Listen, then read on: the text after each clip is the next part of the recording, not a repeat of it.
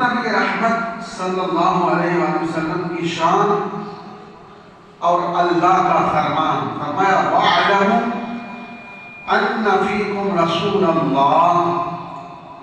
اللہ ارشاد فرما رہا ہے حضور کے متعلق، اللہ نے فرمایا جان لو کہ رسول اللہ تمہارے اندر موجود ہیں، رسول اللہ تمہارے اندر اللہ فرما رہا ہے موجود ہیں۔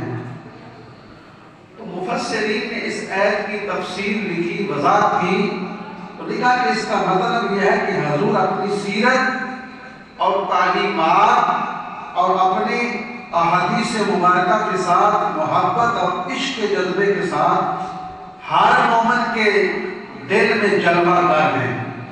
یعنی حضور کی تعلیمات جو ہیں، حضور کی زندگی جو ہے وہ ہمارے اندر موجود ہے، حضور کا عشق اور محبت جو ہے، حضور کی حدیث مبارکہ ہمارے سینوں میں موجود ہے۔ تو اس لیے اللہ فرما ہے کہ حضور کی ذات آپ لوگوں کے اندر جلوہ فرما ہے۔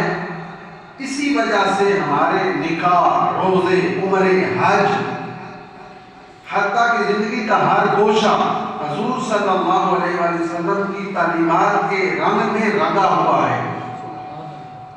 تو حضور نبی پاک صلی اللہ علیہ وآلہ وسلم نے فرمایا صلو کما رأیتمونی اصلی، تم ویسے نماز پڑھو جیسے مجھے نماز پڑھتا دیکھتے ہو، اسی طرح نماز پڑھو۔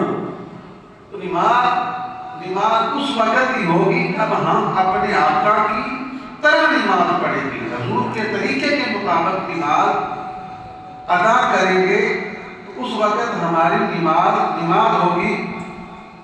تو یاد رکھیں اسی طرح روزہ رکھتے ہیں، سحری افطاری کرتے ہیں، اسی طریقے کے ساتھ کرتے ہیں جس طرح نبی رحمت صلی اللہ علیہ وآلہ وسلم سحری افطاری کرتے تھے، یا آپ نے طریقہ کار بتایا، حج عمرہ کرتے ہیں اسی طریقے کے ساتھ کرتے ہیں کہ جس طرح نبی پاک صلی اللہ علیہ وسلم نے ہمیں جو ہے وہ سکھایا، بتایا۔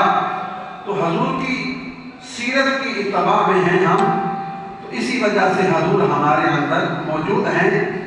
حضور آج بھی اپنے سیرت و کردار کے ساتھ ہر غلام کے سینے میں جلوہ فرما ہے، اور یہی ایک امتی کا اپنے آقا کے ساتھ تعلق ہے جو قیامت تک، یعنی مسلمان کا حضور کے ساتھ تعلق جڑا رہے گا۔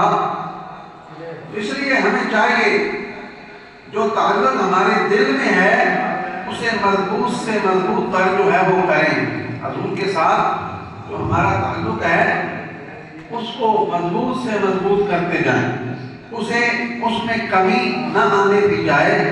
ہمارا اٹھنا بیٹھنا چلنا پھرنا جو ہے وہ ہر معاملہ ہمیں دیکھنا ہوگا کہ ہمارا نبی پاک صلی اللہ علیہ وآلہ وسلم کے طریقے کے مطابق ہو، ہماری کمی پیشی جو ہے وہ کوتاہیاں نہیں ہونی چاہیے۔